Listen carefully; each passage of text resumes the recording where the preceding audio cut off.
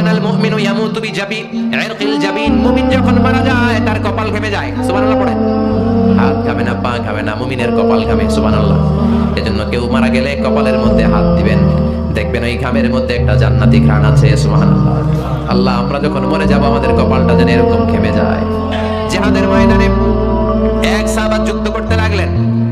বুখারীর বর্ণনা, যুদ্ধ করতে করতে কাফেরদেরকে মারতে মারতে, হাদিসের ভাষ্য লা ফাযা ওয়ালা শাযা ইল্লা ইয়াদরিবুহা বিসাইফি, তার সামনে যত কাফের আসে সে কচুকাটা করে।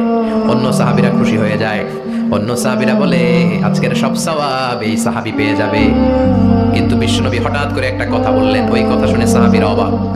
বিশ্বনবী বললেন হুয়া ফিন্নার, ও জাহান্নামে যাবে। কই যাবে? জিহাদের ময়দানে এক মুজাহিদ সাহাবী কাফেরদেরকে মেরে শেষ, কিন্তু বিশ্বনবী বললেন কই যাবে? কথা কয় না। এক সাহাবী কয় ঘটনা কি? এত বড় মুজাহিদ ফি সাবিলিল্লাহ কেন জাহান্নামে যাবে? আমি লুকিয়ে লুকিয়ে দেখি। লুকিয়ে লুকিয়ে ওই সাহাবী দেখে মুজাহিদ সাহাবী যুদ্ধ করতে করতে কাফেরদের বিশাল একটা খাটির ভেতরে ঢুকে গেল।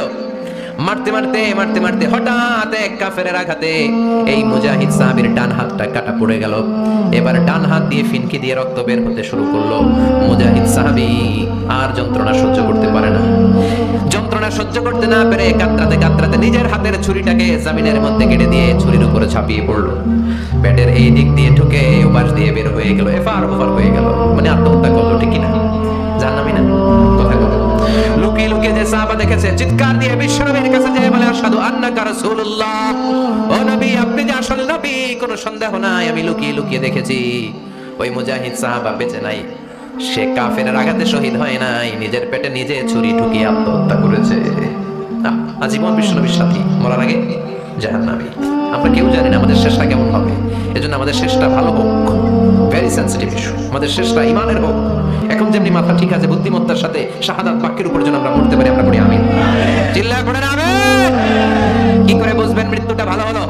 এক নম্বর আলামত আন-নুতকু বিশ-শাহাদা, মরার আগে আওয়াজ করে জিকির করে কেউ যদি পড়তে পারে লা ইলাহা ইল্লাল্লাহু মুহাম্মাদুর রাসূলুল্লাহ সাল্লাল্লাহু, এটা হচ্ছে আলামাতু হুসনিল খাতিমা।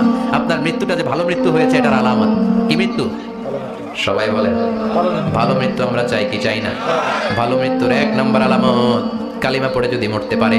বিশ্বনবী বলেন মান কানা আখিরু কালামিহি লা ইলাহা ইল্লাল্লাহ, যে ব্যক্তির সর্বশেষ কথাটা হবে, বাক্যটা হবে লা ইলাহা ইল্লাল্লাহ, দাখালাল জান্নাহ, সে জান্নাতি হয়ে যাবে। সুবহানাল্লাহ পড়ে। এরপরে বিশ্বনবী বললেন আল মুমিনু ইয়ামুতু বিজাবিন ইরকিল জাবিন, মুমিন যখন মারা যায় তার কপাল ঘেমে যায়। সুবহানাল্লাহ পড়েন। হাত ঘামে না, পা ঘামে না, মুমিনের কপাল ঘামে। সুবহানাল্লাহ। এজন্য কেউ মারা গেলে কপালের মধ্যে হাত দিবেন, দেখবেন ওই ঘামের মধ্যে একটা জান্নাতি ঘ্রাণ আছে। সুবহানাল্লাহ।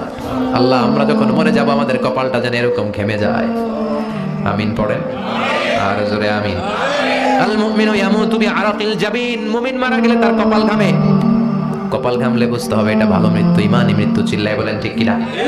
এরপরে বিশ্বনবী বললেন ফি লাইলাতিল জুমা, জুমার রাতে যদি মরে, আও ফি শাহরি রমাদান, কিংবা রমজান মাসে যদি মরে, আও ফি সাফারিল হজ, কিংবা হজের সফরে যদি মরে। বাংলার জমিন থেকে অনেক হাজিরা হজ করতে যায়, অনেকে ওইখানে যে আরাফাতের ময়দানেও মারা যায়, এরকম হাজি আছে না নাই? খুশনসিব।